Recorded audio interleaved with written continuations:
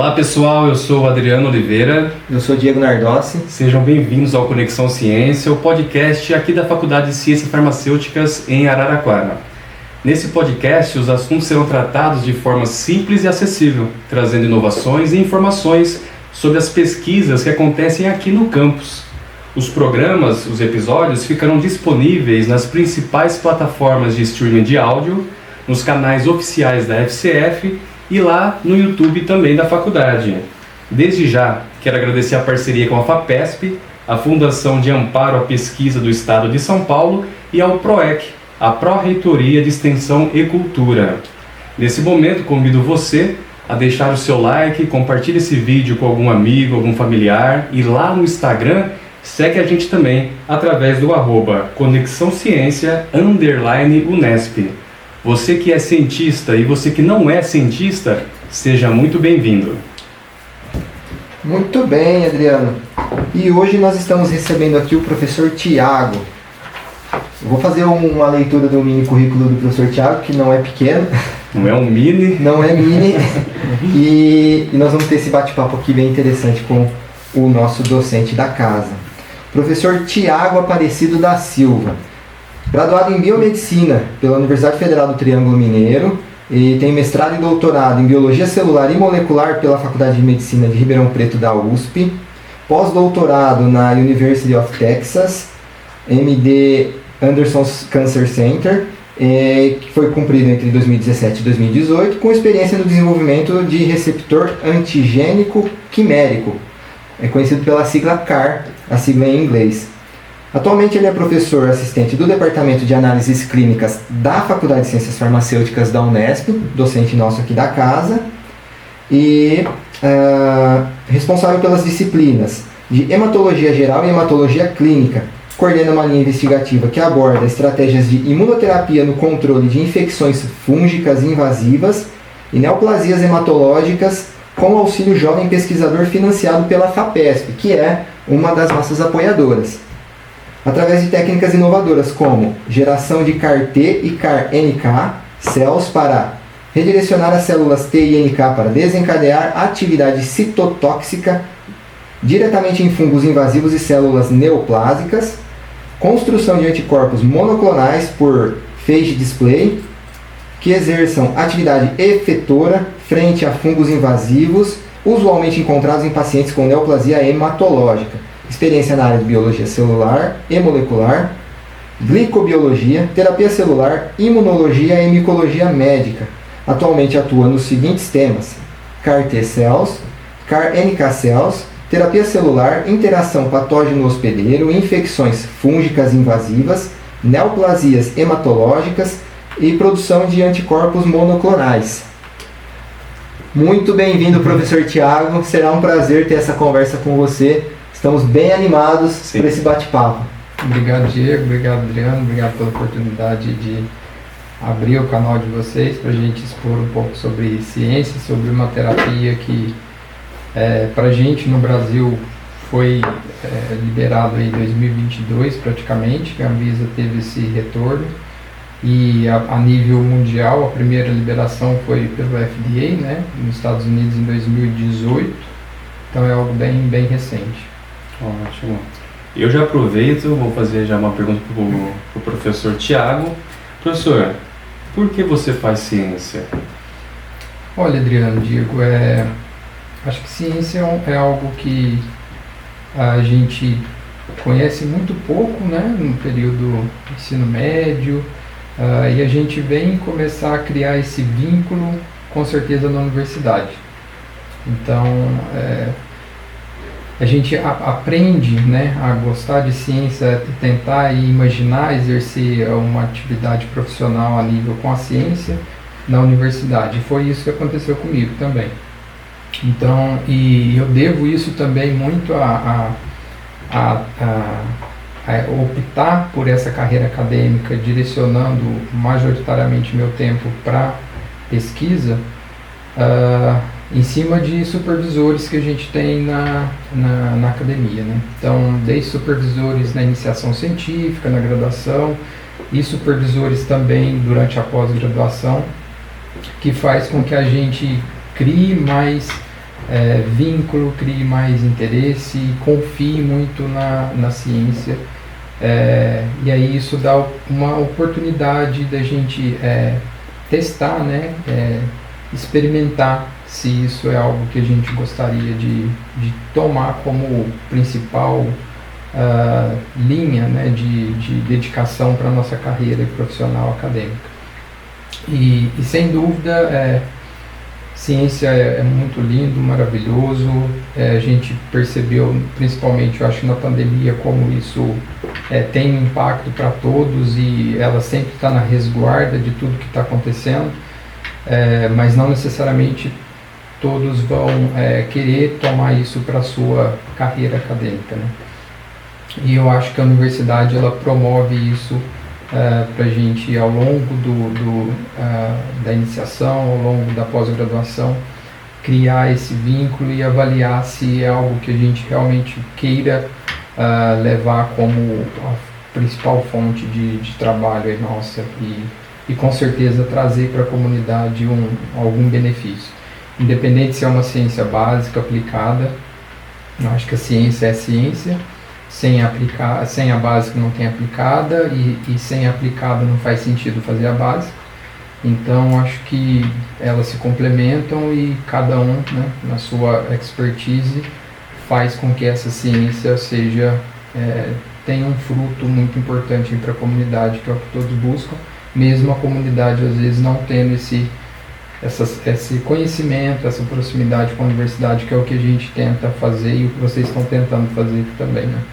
Eu acho interessante na fala do professor que outros entrevistados também comentaram que durante ou a graduação ou até antes da graduação houve pessoas que abriram portas, que teve a oportunidade de mostrar um projeto ou até um laboratório, experimentar uma pesquisa. Às vezes a pessoa se descobre ali e fala, poxa, é algo que eu gostei, eu quero seguir esse caminho. Importante ter esses parceiros dentro da graduação, conhecer os projetos da faculdade, conhecer... A figura do mentor é importante. A figura do mentor. E interessante que hoje você exerce esse papel também para os seus orientados, né? Sim, gente, e é uma coisa que ela tem que ser retroalimentada, né, a todo momento. Então não adianta o docente, às vezes, estar com dificuldade de ter pós-graduando ou iniciação científica no seu laboratório, mas ele tem que buscar cativar essas pessoas, né? E ainda mais situações que nós passamos aí recente de ter uma fuga, né, de pessoas da academia pensando em pós-graduação. Então nós temos que nos resguardar quanto a isso, de mostrar para essas pessoas que estão chegando, alunos na graduação que procuram, de apresentar o laboratório, dar oportunidade de estágio, tentar oferecer uma oportunidade de bolsas que vem sendo bem incentivado também, para que ele exerça esse treinamento e se encontre. Acho que nem todos vão permanecer ali e nem todos devem permanecer, porque nem todos vão, né, ter essa aptidão e faz parte do negócio. Mas a gente tem que dar oportunidade para eles testarem. Quem faz mestrado também não necessariamente tem que seguir, e a ideia é chegar no final de doutorado muito bem decidido, muito bem assertivo na sua próxima escolha, que é algo que vai ser muito mais duradouro do que só uma pós-graduação.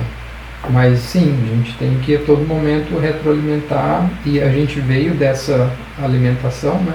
Sim. De pessoas que fizeram a diferença para nós, realmente conseguiram mostrar um caminho e fazer com que a gente se encontrasse nessa ciência e nessa docência, e eu acho que agora é um dever nosso também retribuir. E como a gente veio sempre alimentado de um dinheiro público, né? Então, bolsas públicas, universidade pública, acho que não faz sentido se a gente fechar a porta agora, já que a gente está numa posição totalmente confortável, e não criar essas oportunidades para os iniciantes aí com a gente.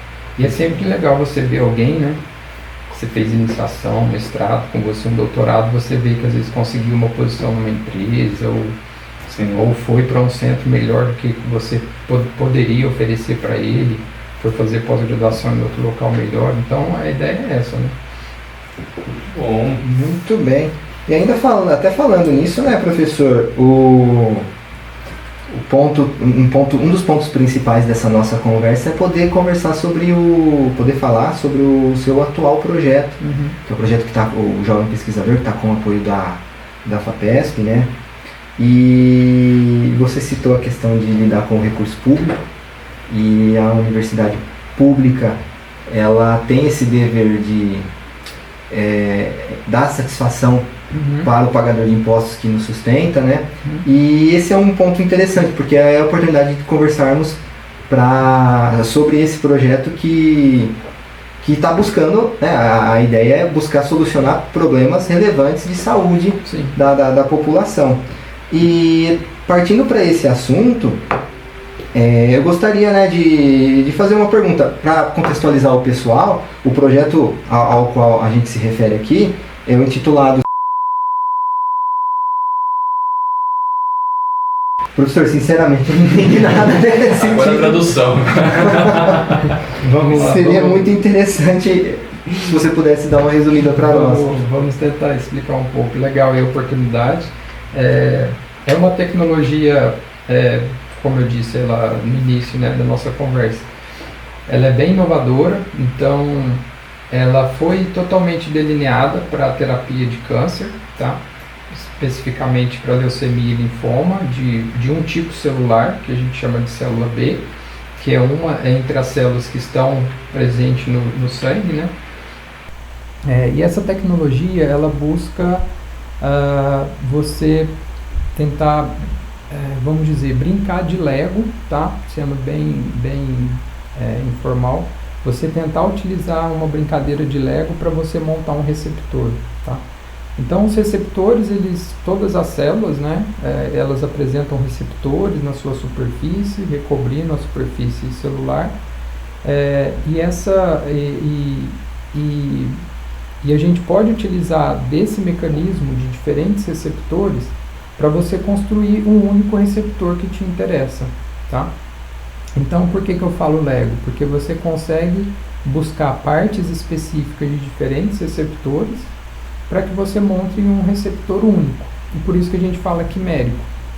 Que o quimera seria você ter uma molécula, mas que é uma molécula diferente daquela nativa, daquela que naturalmente você expressa, naturalmente você apresenta na sua célula. Você vai burlar o mecanismo e montar um receptor diferente, quimérico, diferente para o que já está sendo montado ali, expresso na sua célula. E aí, isso é o termo, né, do receptor quimérico, e o termo antigênico, ele vem de você pensar que esse receptor ele vai ter capacidade de reconhecer algum alvo. Tá? Então, inicialmente ele foi montado para reconhecer um alvo presente na superfície de células leucêmicas, células relacionadas com linfoma, nesse caso, um tipo de célula B. Tá? Então, e aí, onde colocamos esse receptor, né, para ele fazer o papel dele? Esse receptor ele pode ser colocado em diferentes células da imunidade. Então, nós temos células T, temos células B, temos células NK, temos diferentes células da imunidade que faz esse papel, as células NK, que são as natural killers, que tenta fazer esse papel de combater algum patógeno, de tentar fazer uma resposta antitumoral. E aí a gente pode selecionar esse tipo de célula que nos interessa e fazer com que essa célula expresse esse receptor na sua superfície, esse receptor quimérico. Então, o trabalho hoje ele está buscando utilizar as células T, tá? Que são linfócitos T, é um tipo de célula da imunidade, e as células NK, que são as células natural killers, que também é uma célula da imunidade, e a gente desenha, tá? A gente faz essa criação desses receptores e leva esses receptores para serem expressos na superfície dessas células. E a capacidade desse receptor é fazer o redirecionamento dessas células para o alvo que a gente quer. Assim como esse receptor foi criado para redirecionar a célula para interagir com uma célula tumoral, e nesse momento que ela interage, ela já é ativada. Então a célula sofre um processo de ativação e por ela estar em interação com essa célula-alvo, ela já vai liberar fatores que levam à morte dessa célula. Então você consegue redirecionar essas células para ir para o alvo que você tiver interesse. Então, inicialmente, ele foi montado em cima de redirecionar essas células da imunidade para atuar frente às células neoplásicas, que seriam células leucêmicas, que é o que a gente comentou. Tá? E isso teve um boom gigantesco, né, de aplicação. É uma tecnologia e uma terapia celular extremamente cara ainda, né? Como eu disse, ela teve aprovação muito recente pelo FDA e agora pela Anvisa, liberando o produto, né, a comercialização disso no Brasil. E aí a gente achou um nicho nesse espaço, tá? Que foi onde decorreu do meu pós-doutoramento no MD Anderson, em Houston, Texas. Qual seria esse nicho? Os indivíduos que sofrem, né, passam por essa terapia com células CAR-T, com células NK, células CAR-NK, essa terapia celular, eles passam por um processo de imunossupressão, e os indivíduos também com leucemias, linfomas, eles também sofrem por esse processo de imunossupressão. E isso, você cria muita chance de ter infecções fúngicas invasivas, tá? Então você pode ter algumas infecções fúngicas, as mais comuns, aspergilose, criptococose, candidíase, histoplasmose, que são uma das mais comuns. E muitas vezes esses pacientes vêm a óbito por conta da infecção fúngica e não por conta da neoplasia, tá? E aí a gente percebeu esse nicho e havia um grupo trabalhando com esse nicho também lá no MD Anderson, em Houston. Eles foram pioneiros nisso, então eles publicaram um trabalho logo em 2014 e a gente já em 2017 estava lá trabalhando com eles. Que aí a gente montou uma plataforma junto com eles para expandir essa terapia também para infecções fúngicas. E para que futuramente essa terapia seja acoplada com a terapia já existente para câncer. Então aquele indivíduo que já tem a oportunidade e que possa vir a passar por essa terapia celular frente a esse tipo de leucemia, de células B, por exemplo, eles podem também usufruir de uma outra terapia no mesmo cenário para coibir infecções fúngicas decorrentes da própria terapia com as células CAR-T, células NK, CAR, e você impedir que seja impedido, né, que uma terapia tão cara, tão rebuscada, leve o indivíduo à morte por conta de uma infecção fúngica.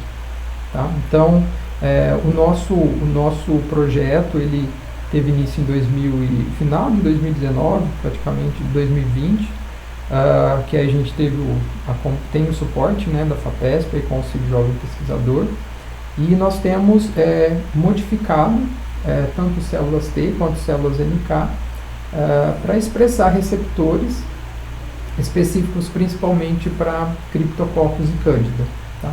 Que são dois patógenos, né, que causam essas infecções em indivíduos com neoplasia, indivíduos com portadores HIV. Então tem outro leque de aplicação. E interessante também que tem trabalhos sendo publicados agora mostrando que essa terapia celular com CAR, né, com células CAR-T, eles estão passando por uma situação desses indivíduos começarem realmente a ter recorrência de infecções fúngicas por conta da imunossupressão também, né? Porque é uma terapia que ela vai eliminar células B do indivíduo, seja saudável ou não, porque o foco é eliminar células neoplásicas do tipo B, né? E acaba que ela não vai distinguir o que é neoplásica e célula, vamos dizer, normal. Mas aí esse indivíduo ele começa a sofrer um processo de imunossupressão por algum período, e nesse período surgem algumas infecções fúngicas e está sendo muito relatado esse caso de infecções fúngicas nesses indivíduos que inclusive passam por esse processo de terapia. Não somente os indivíduos que passam pelos processos tradicionais, convencionais de químio, de rádio, mas a própria terapia celular, esses indivíduos que venham a sofrer um processo de imunossupressão, né, após isso, eles venham a apresentar algum tipo de infecção fúngica invasiva. Tá?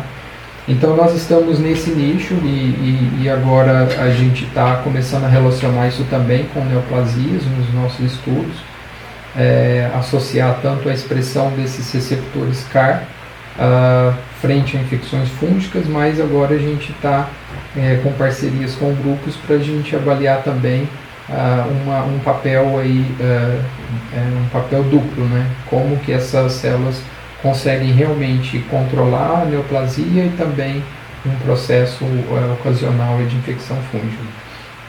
Então esse seria o cerne aí dos nossos trabalhos, tá? A gente tem muitos desafios, são tecnologias muito novas, exigem metodologias muito rebuscadas, que levam tempo para serem algumas coisas protocoladas em laboratório, mas a gente tem conseguido avançar constantemente, a gente tem conseguido publicar trabalhos mostrando que o grupo está inserido nisso. A gente está com parcerias com grupos importantes, aí também nessa linha, tanto grupos importantes na infecção fúngica, mas também grupos importantes na terapia com CAR. Tá? E eu acho que é importante a gente destacar, muitos já devem ter ouvido em notícias, tudo, o papel aí pioneiro que a gente tem do Hemocentro de Ribeirão Preto, que veio desbravando essa parte de aplicação dessa terapia, né, com CAR, com terapia celular com CAR, frente a neoplasias hematológicas em destaque para a célula B. Então, eles estão numa estrutura bem estabelecida, com apoios importantes, e são grupos aí que a gente tem que citar, que são grupos pioneiros que abriram muitas portas aí para que os outros grupos existentes no Brasil, que são poucos, tá? São bem poucos, possam também caminhar nessa linha e começar a ter parcerias internacionais, que são onde que estão os grandes centros que ditam o caminho desse tipo de terapia aí para a gente. Tá? Professor, indo ao encontro da sua resposta, os principais avanços com as células CAR-T e CAR-NK, quais são os principais avanços que ela pode trazer no combate às infecções fúngicas, fazendo uma comparação com os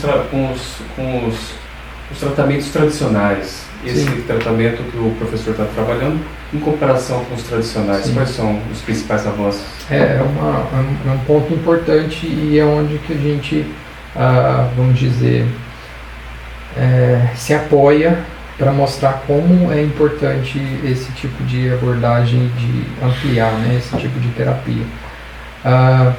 Tradicionalmente, as infecções fúngicas invasivas elas são tratadas, né, com antifúngicos, que são fármacos, tá? Então são fármacos antifúngicos que são classicamente muito bem caracterizados, bem descritos, os mecanismos envolvidos, mas eles são antigos, tá? Eles são antigos, tem uma dificuldade em fazer melhorias nesses fármacos, de diminuir os efeitos colaterais nos pacientes, de melhorar essa eficácia terapêutica e mais do que isso, esses antifúngicos eles acabam selecionando aí cepas resistentes, assim como a gente sabe de bactéria, né?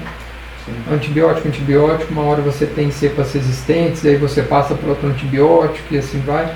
A gente também encontra cepas de espécies fúngicas resistentes aos antifúngicos, né? E aí é um problema ainda maior. Então a terapia celular é algo que está avançando em outras frentes, não somente nas células cancerígenas, agora infecção fúngica, em outras frentes de doenças infecciosas também.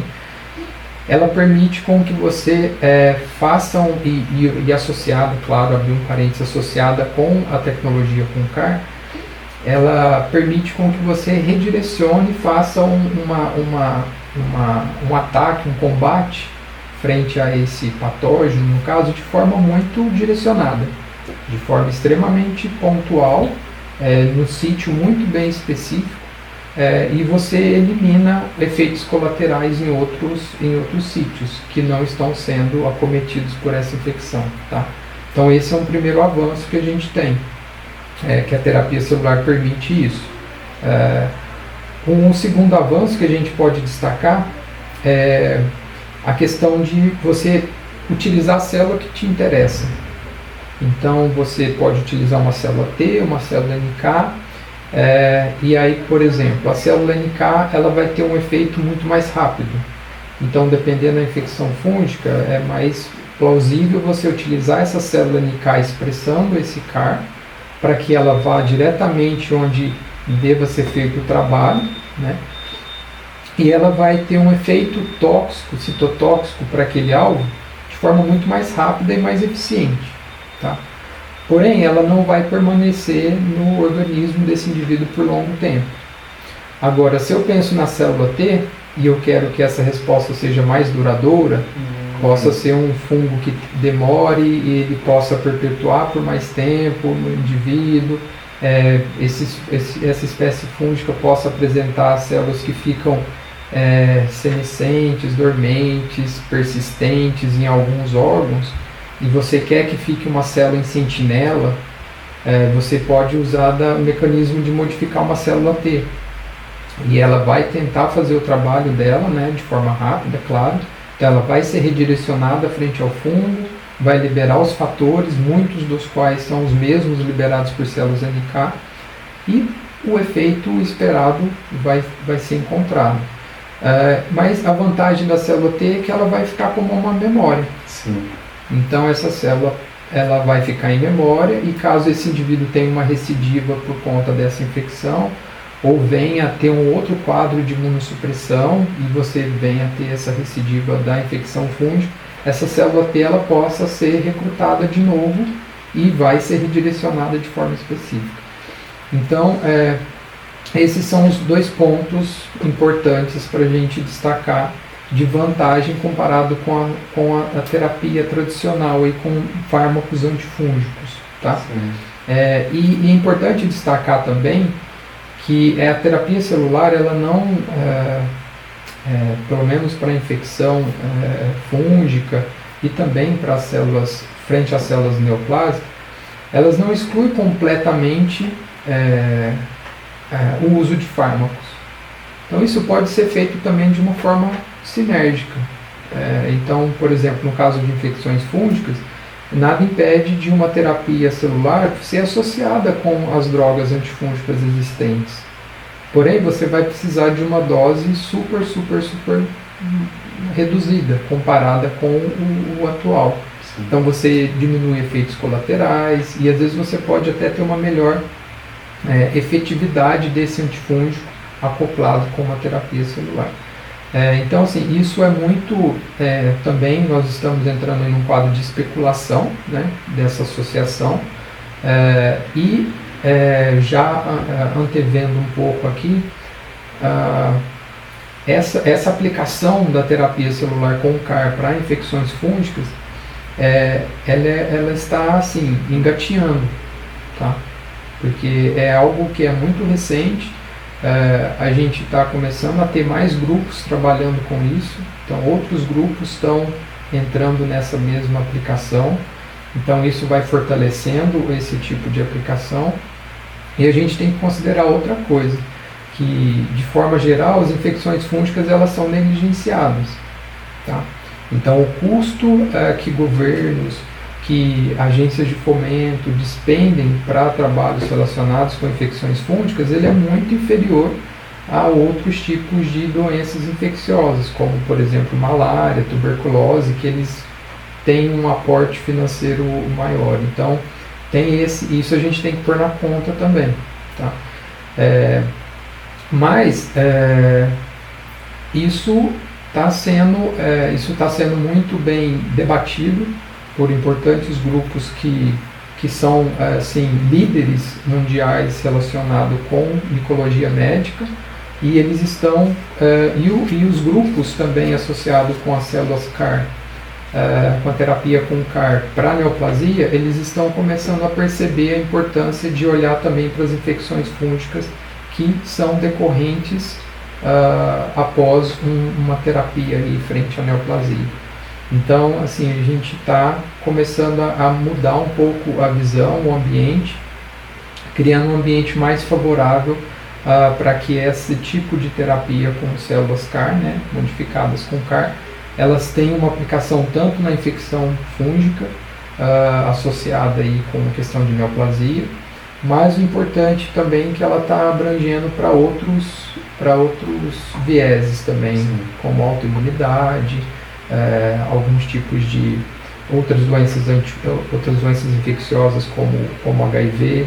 Então é uma tecnologia que ela está ganhando espaço muito rápido e para outras aplicações, não somente infecção fúngica e frente à neoplasia, né? Eu fiquei curioso, o professor comentou, mas eu gostaria que o professor respondesse novamente, até para o pessoal que está assistindo, NK. Uhum. NK é uma célula, a abreviação seria células natural killer, né? Uhum. Então, e esse termo é sugestivo porque me chamou a atenção, por exemplo. É uma célula que a gente pode falar que ela já faz o efeito, tenta fazer a sua atividade, né, de resposta de uma forma muito suicida. Sim, é isso. Ela já libera uma quantidade de fatores extremamente tóxicos, e ela já tem receptores que reconhecem componentes tanto de outras células quanto de patógenos, que induzem ela a fazer essa liberação de uma forma muito imediata. Então ela chega num processo, vamos dizer, de exaustão muito rápida, ela esgota toda a sua atividade muito rápido.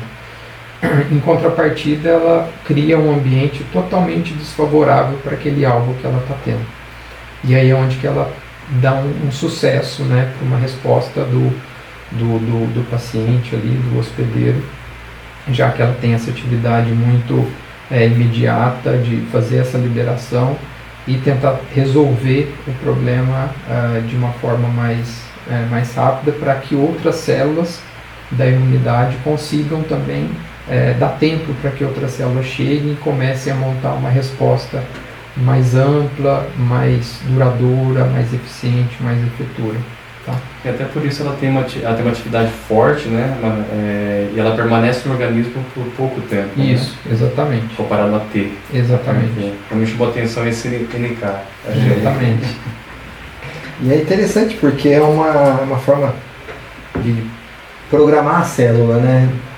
Você programa a célula para potencializar uma ação dela que interessa para a sua estratégia de combate àquela determinada doença, aquele determinado malefício, né?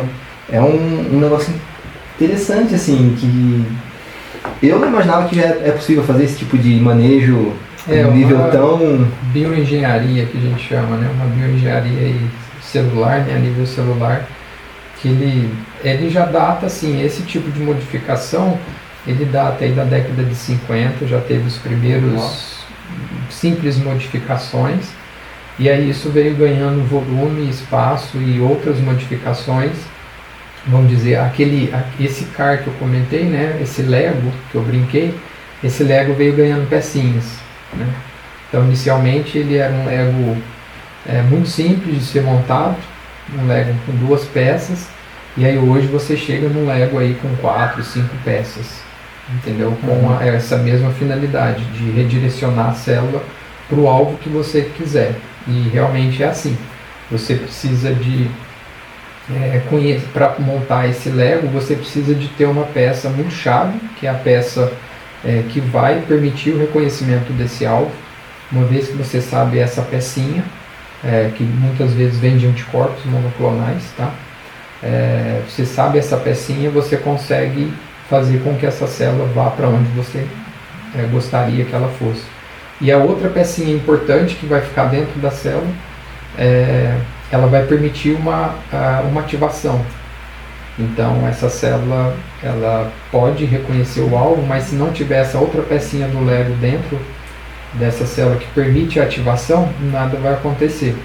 Então é um Lego que ele tem que ser bem pensado para que as pecinhas não se soltem, vamos dizer, não se desconectem, e que elas consigam transmitir um sinal. Elas consigam transmitir um sinal para que essa pecinha no interior ela realmente leve a célula a liberar os fatores que precisam e faça esse trabalho de forma mais rápida e limpa possível, né? De forma específica. Eu como um grande leigo do assunto, eu acho sensacional essa questão de... A gente está falando em escala nano, né? Sim. Então assim, para mim é sensacional numa escala nano, pecinhas trocando informações. É surreal. E os efeitos colaterais disso, né, também, que deve ser uma situação de aprendizado, porque é relativamente novo, né? Sim. E você mesmo deu um exemplo de algo que está inclusive norteando a sua pesquisa, né? Sim. Uma coisa que, por exemplo, as infecções fúngicas surgem em detrimento desse tratamento. Isso. Com o tratamento celular, né? Sim. Então agora o foco, no caso da sua pesquisa, é poder também desenvolver uma solução para combater essas infecções. Esses efeitos colaterais. Isso. E é interessante porque é uma bioengenharia, então conforme você mexe aqui no lugar, a gente tem que ver o que vai acontecer com o do lado. Com o resto, né? E como que é isso durante a pesquisa, no laboratório, nos testes?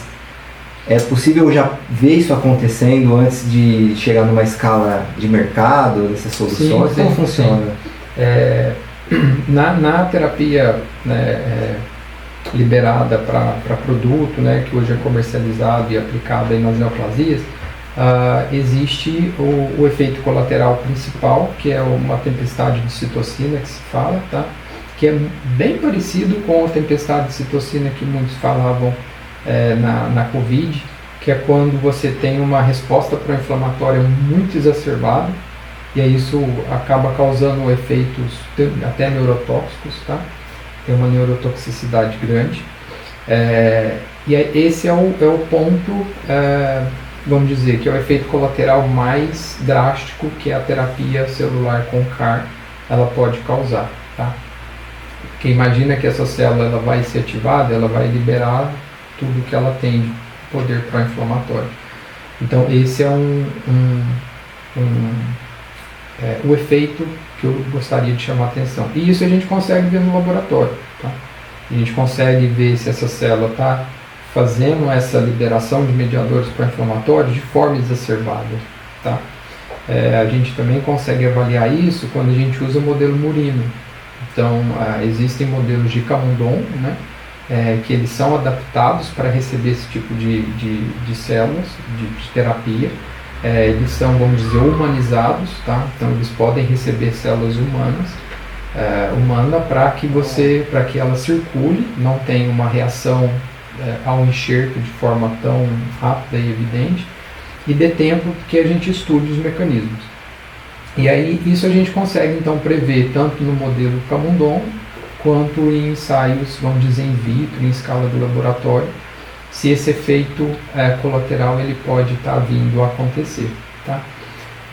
E aí é justamente isso que você falou, Diego. Agora a gente quer colocar um receptor ali a mais, né? A gente está modificando a célula com um receptor diferente, com esse CAR, né? Já que o CAR para frente neoplasia ele já foi muito bem estudado, está muito bem caracterizado, mas ainda tem muitas coisas a serem vistas. E a gente tem que olhar isso, né? Como a gente está assim, engatinhando nesse processo, a gente tem que fazer o mesmo trabalho que foi feito para chegar no nível que a terapia com o CAR frente à neoplasia chegou. Então a gente precisa de mostrar que isso é seguro para aplicação, que ele tem um efeito tóxico ou não, se ele tem a capacidade de realmente pegar o alvo e ter o efeito contra o alvo. Então nós estamos nós avaliamos tudo isso, da efetividade da terapia. Nem sempre todos os CARs que são montados, eles necessariamente vão ter um efeito terapêutico, tá? Então você tem que montar alguns para você ver quais que são mais promissores. E aqueles que são mais promissores, a gente faz um estudo mais in loco. Ou seja, será que ele está tendo algum efeito tóxico para essa célula, esse CAR? Será que ele pode causar um efeito colateral mais danoso para o paciente? Então vamos ver isso em escala pré-clínica em camundongo. Então a gente consegue, sim, ver isso. Claro que a validação disso tudo vão ser nos clinical trials, né? nos ensaios clínicos mesmo, né? Mas a gente já antevê muito de fatores que possam vir a comprometer ou a favorecer esse tipo de terapia, tá? Então é possível, isso ainda bem que a gente tem protocolos para isso, para caminhar, então é possível. Interessante, professor, muito legal. Eu achei sensacional essa questão do células humanas no camundongo. Que legal isso. E depois eles são modificados para que eles não respondam frente à célula, entendeu? Frente à célula. E aí eles não. Aí, só que em conta disso, por exemplo, essas células T eles não têm, tá? Eles não produzem célula T, não produzem célula NK, não produzem célula B. Eles produzem um tipo de célula em maior número, que é o neutrófilo, que a gente chama que é uma célula bem inata. E aí ele não tem muita reação ao enxerto. A gente comentou. O que é essa reação ao enxerto? É a mesma coisa de um transplante. Tá? Então a gente infunde a célula e a gente consegue ver o papel da célula, do alvo que a gente quer nesse modelo. Esse modelo aceita infecção fúngica, aceita neoplasia, né? Então você estabelece isso nele, faz a terapia. E aí você exclui o papel do camundongo no alvo, porque ele não tem as células que vão atuar no seu alvo. Tá? Então você está vendo o efeito da sua célula infundida. E você também não observa o efeito da célula do camundongo sobre a célula que você está infundindo, porque ele não vai ter essa reação. Então é um ambiente, assim, não é o mais ideal possível, mas ele é muito próximo de um ambiente que é o melhor que a gente tem, e ele permite você inferir praticamente assim 90% das coisas que a gente sabe e que pode realmente direcionar para um ensaio clínico. Ele dá muita segurança, muita previsibilidade no que pode acontecer. Legal isso, cara. Bacana. Esse tratamento celular, ele é injetável, assim? Hoje, Diego, assim, eu nem entrei nisso, que é uma coisa que ele vem com os termos um pouco... Você pode ter a terapia autóloga, então você remove a célula do paciente, do sangue periférico, modifica a célula, né? Hoje é assim, modifica a célula e devolve para ele. Tá? Então você modifica, expande isso em laboratório e faz a devolução. E o que está sendo muito buscado hoje são células para uma terapia halogênica, que são células que elas podem ser universais. Então essa célula pode infundir em você, no Adriano, em mim, não vai ter uma reação. E as células NK são uma dessas células que eles trabalham muito, tá? Que você pode, por exemplo, tem linhagens dessa célula, ou eles fazem modificações nessas células que elas não vão expressar um receptor que é o que todos ficam buscando aí quando tem transplante entre parentes, por exemplo. Será que ele tem um HLA compatível entre o Diego e o Adriano? Tem compatibilidade, então pode fazer transplante. Então eles estão buscando engenheirar esse tipo de célula para que elas se tornem universais. Então você, uma vez que tem essa célula e ela expresse o CAR que você queira, você faz um banco de célula. Então, esse indivíduo precisa dessa terapia, vamos descongelar a célula, vamos expandir e infundir. Então, hoje é da forma autóloga, então, que está sendo, claro que tem vários clinical trials aí com halogênica, tá? Mas o liberado nas agências, né, regulatórias, seria o autólogo. Então, remove do paciente, trabalha isso a nível laboratorial, expande, né, faz essa expansão, precisa de ter uma grande quantidade de número, isso depende do paciente, o peso do paciente e tudo mais, e faz uma reinfusão, né? Você infunde isso no paciente e faz o acompanhamento. Tá? Então é nesse formato. Legal. Eu lembro do uma escrevi no livro do Steve Jobs, que ele morreu de câncer, né? Ele teve câncer no pâncreas, no fígado, num monte de lugar, né? O pior é o pâncreas, né? Então, foi o primeiro que ele teve. E aí ele... No livro fala que ele foi muito resistente no início, ele não queria fazer nem a químio, não queria fazer tratamento nenhum, ele queria fazer 100% natural, ele era vegano e tal, né? Aí no final da luta dele contra o câncer, ele era cobaia de tratamentos inovadores. E ele comentando com o entrevistador dele, ele falando, olha, ou eu vou ser uma das primeiras pessoas a sobreviver ao câncer por causa desse tratamento. E assim, eu não me lembro os termos, professor, mas era alguma coisa assim, ó, a célula que ataca o meu organismo mudou, eles também conseguem mudar a forma de se defender. Eu lembro que era alguma coisa assim. Ou eu vou ser uma das primeiras a serem salvas por esse tratamento, ou eu vou ser uma das últimas a morrer de câncer. Entendi. Tentando fazer isso funcionar, né? Eu não sei se de repente não era preâmbulo desse tipo de estratégia também, né? Porque ele morreu em 2011. Sim. Já existia, né, esse tipo de técnica já. Essa tecnologia já estava acontecendo, não estava longe ainda não tão longe, né, mas ela teve algumas melhorias aí nesse caminho aí até 2018. Mas antes eles já tinham essa questão vamos dizer, essa imunoterapia, né? Então tem várias estratégias imunoterapêuticas e aí dentro dela a gente fala da terapia celular. E aí dentro da terapia celular a gente tem um processo aí de transferência abortiva, tá? Que é o processo de transferir célula de um indivíduo para o outro, ou você trabalhar a célula desse indivíduo e transferir para ele novamente. Então pode ser que ele esteja com certeza ele estava nesse ambiente de transferência adotiva, tá?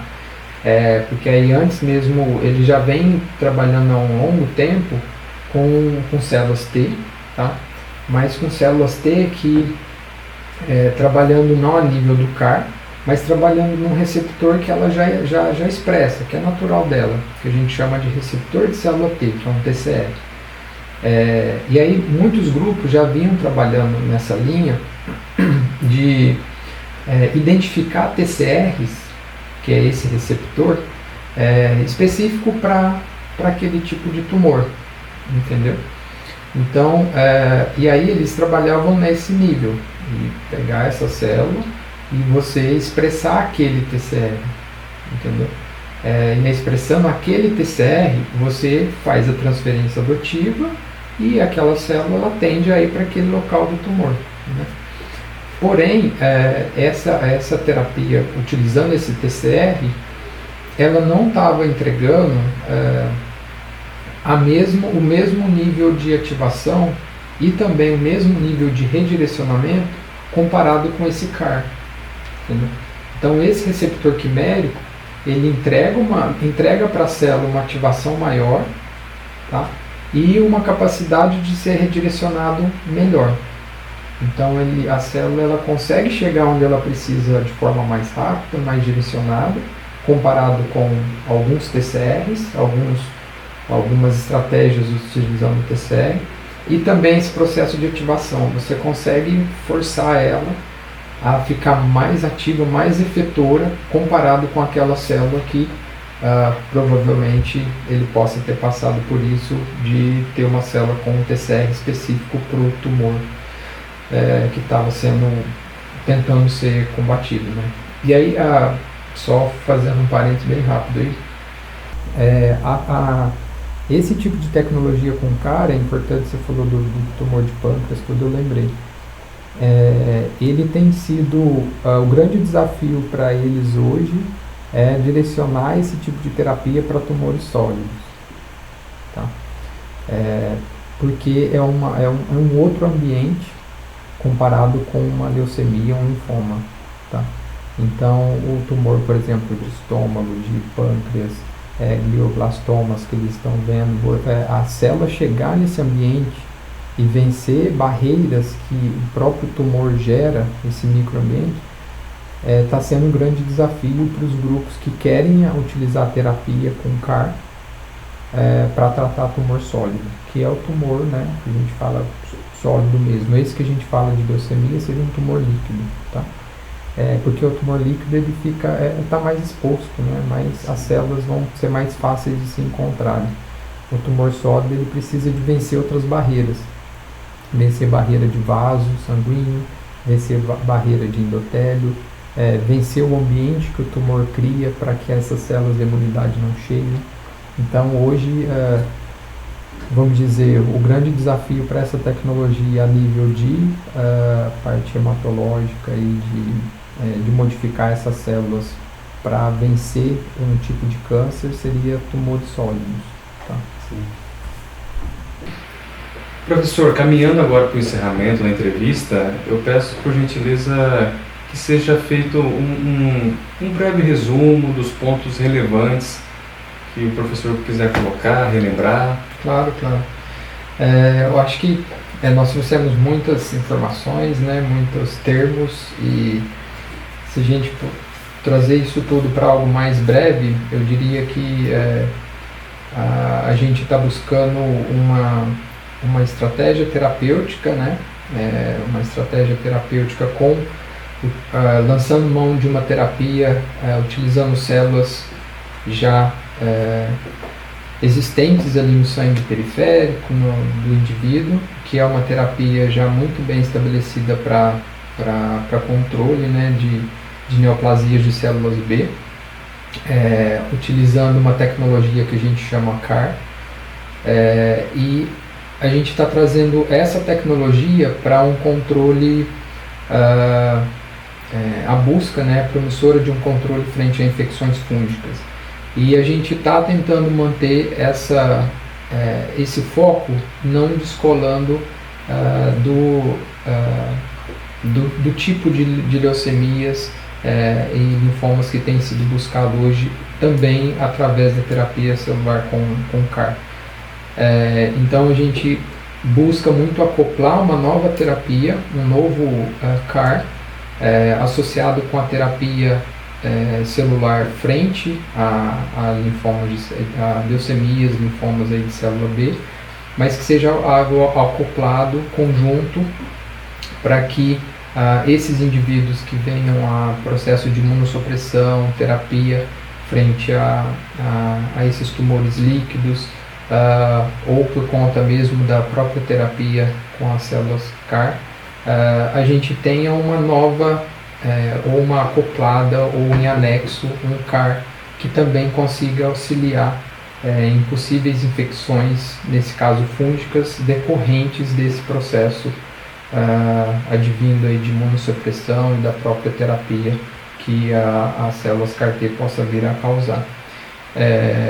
E aí a gente está buscando aí trabalhar com dois tipos de células T e células NK, né, para que a gente consiga fazer algo muito bem redirecionado em infecções fúngicas mais importante, de maior impacto global nesses indivíduos que estão sendo acometidos aí por tumores líquidos,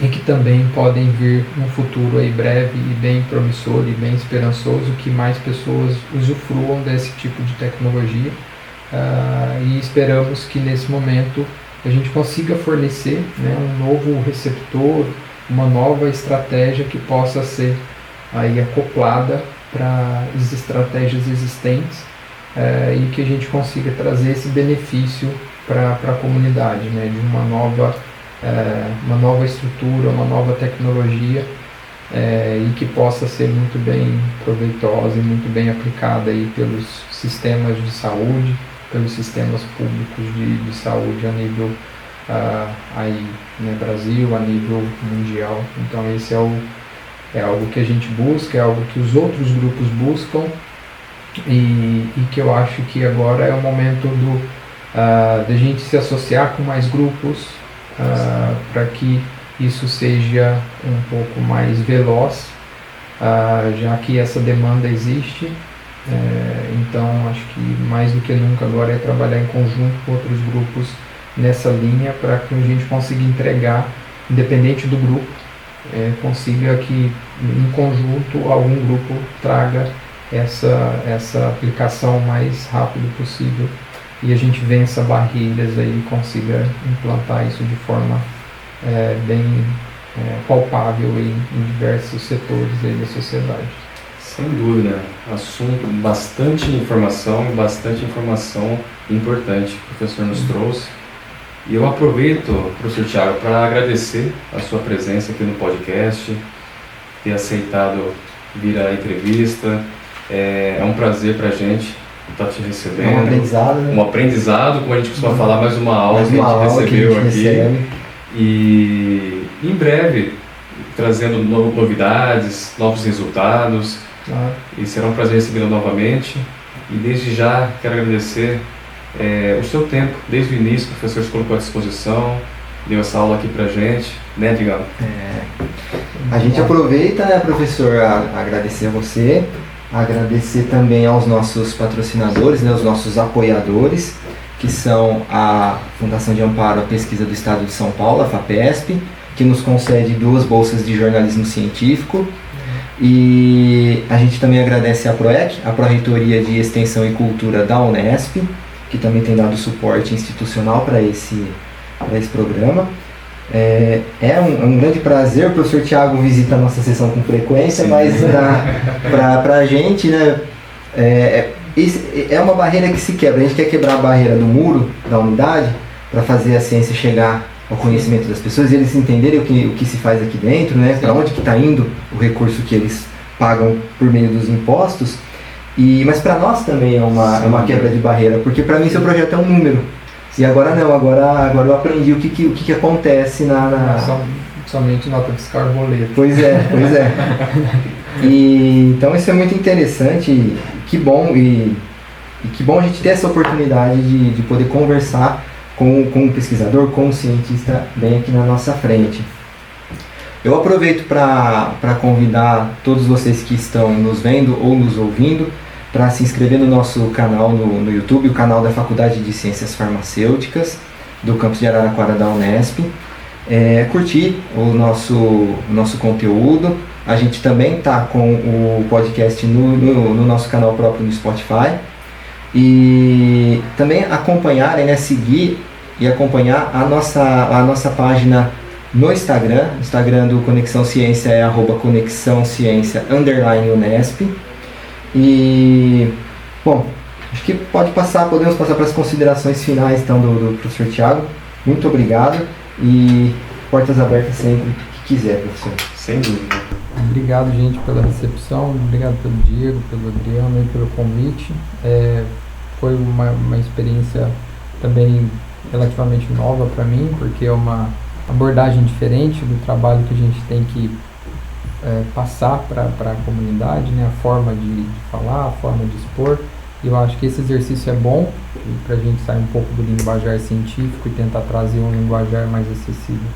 E vocês entenderem o que a gente está fazendo aqui na FCF. Eu gostaria de agradecer também a agência de fomento, né, em especial a FAPESP, que é a Fundação de Amparo aqui do Estado de São Paulo, que tem dado todo o apoio desde o início dessa caminhada, aí, desde bolsas de pós-graduação até o pós-doutoramento, para aprender toda essa parte tecnológica, e também toda a montagem, né, da parte laboratorial, infraestrutura laboratorial, parte de reagentes, de tudo que a gente usa na pesquisa, ele vem majoritariamente da FAPESP, né, apoio FAPESP. Também temos que agradecer com bolsas também, e agradecer muito o CNPq e CAPES, que eles também auxiliam a parte de bolsas, principalmente.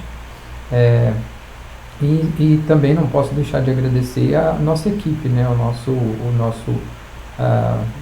time lá do laboratório, que nós temos aí, desde iniciação científica, mestrando, pós-graduando, pós-doc, que sem eles a gente não faz nada disso, não chega a nenhum resultado, é impossível.